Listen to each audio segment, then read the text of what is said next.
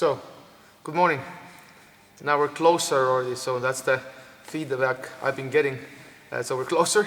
So today we decided to talk about not worrying about your neck so much.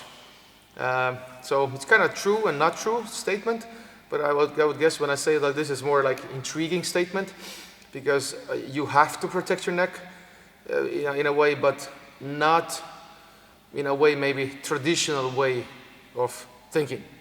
Let's say back stuff. So somebody takes my back. You know, hard seatbelts, and people are defending like this. The seatbelt. So if we're playing, so mainly I'm known by doing this back escapes. This is wrong. Kind of everything works towards them. You have to have a specific way of turtling.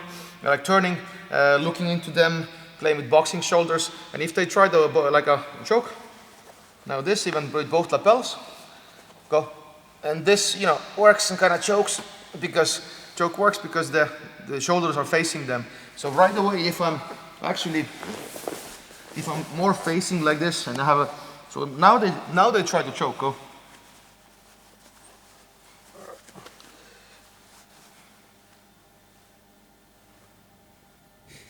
The angle is really weird for them. And then, yes, I can use arms. If they grab, I can also mess with those things. I can grab. But mainly, my body position is in a way that it's not very efficient to choke. And if I give them not optimal body position, so their game works. So if I get my body position, my game works. And in my level, I can just defend this side more than that, but both are good. This side without arms, against my own kind, and I don't see like a problem with that. So I know what they're aiming for and what I want. And there's definitely, take the back, this side. There's definitely a switching side thing. So example, if I'm here, they're gonna switch side, switch the top, and they do those things. So again, this is good bow and arrow tactics, jab cross. But first of all, there's so many things that it's hard to do. So if they want to change, go change. That arm is trapped, yeah? Go. Now they have to change. And so I'm playing all the time like this. So I have my boxing shoulder, and then I have my arms maybe, and then all the grabbing, I can grab this. So the position makes it super weird to actually start to attack. If I do a crane neck, of course everything is easier. So my body is always, when I'm playing back forward, like a hunched. We call this like a Estonian youth, like a, or youth these days. Everybody's slouching, but actually it's good for jiu-jitsu. So, and you have that boxing shoulder, and all the chokes are like a weirdly hard to get. Same thing happens like when I'm developing the mount stuff. So I'm also advocating the direction of sitting up a lot. If they're not pressuring me, I will sit up. So, and usually like do I do seminars, then people usually ask if they have any like a skill in jiu-jitsu, like blue belts and up already, like a decent skill. So go. That happens, and right away it's a very legit joke, and go back, yeah. So it works. So what you have to do again, and you have a elbow base, and you have this, and what you do is you do this, and you're doing go for choke, and this is super weird to actually feed. They can still do it. Go, yes, go back. So that's why I have this arm. Go.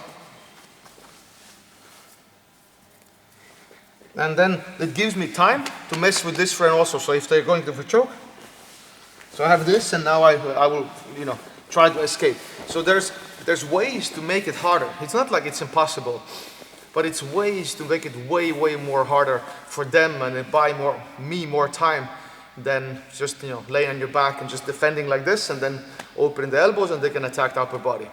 So actually, body position helps. So, a turtle, it's a super easy one. You just always look towards, and again, your shoulder. This is very old information in that sense. Globetrotter videos are out there, so there I talk about it. So, clock choke mainly works because my head is neutral or turned away, but let's say basically neutral, go. So, they need underhook, and then, they have different things. But if you just do this, and first of all, later you can have your arms and stuff working here. You can grab and, grab their fingers. And if you just deny this also, that's super weird for them. But just look in. No.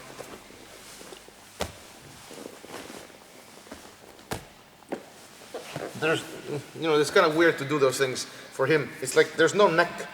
The arm is like here, I can grab.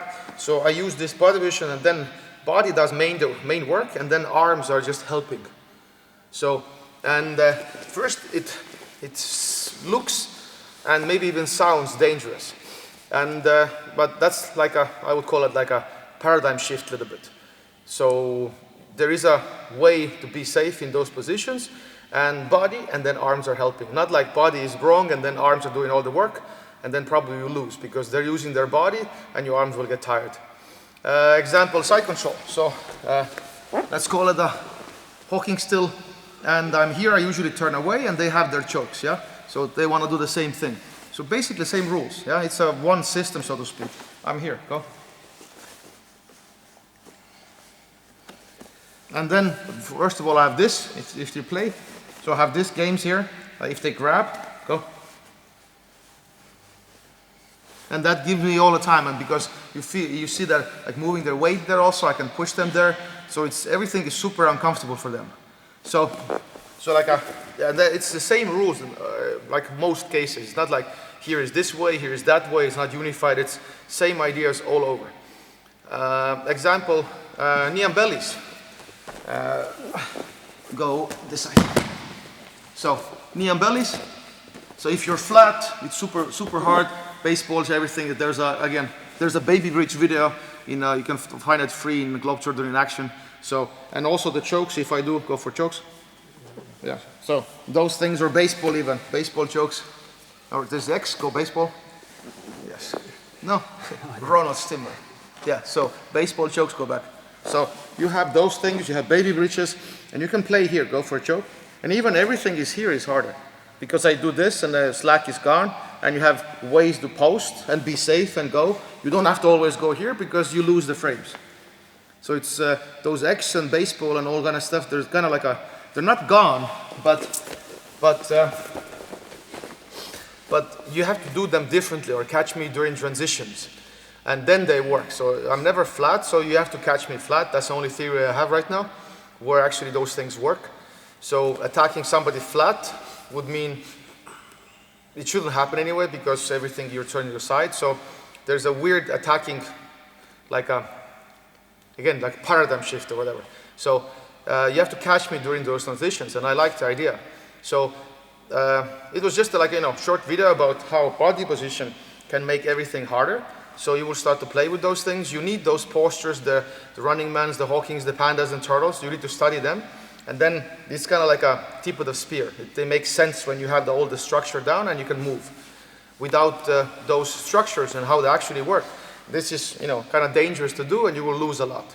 But also it's necessary if we understand for some things. So if you lose a lot, then sometimes we meet, and then I would introduce the posture, and right away you're better, so to speak, like slingshot forward. So all this has come to me, at least with a lot of suffering. So now I'm very confident and I can play easier against those things. And then if your opponent your opponent has to get better, because catching me, you have to do transitional like attacks, left, right, left, left, right. You have to catch me. So that actually pushes the attacker way, way, way better. So that's the only way to get better, to have a very good defense. So that helps both. Anyway, that was the idea. I hope you got something, and see you in the next video.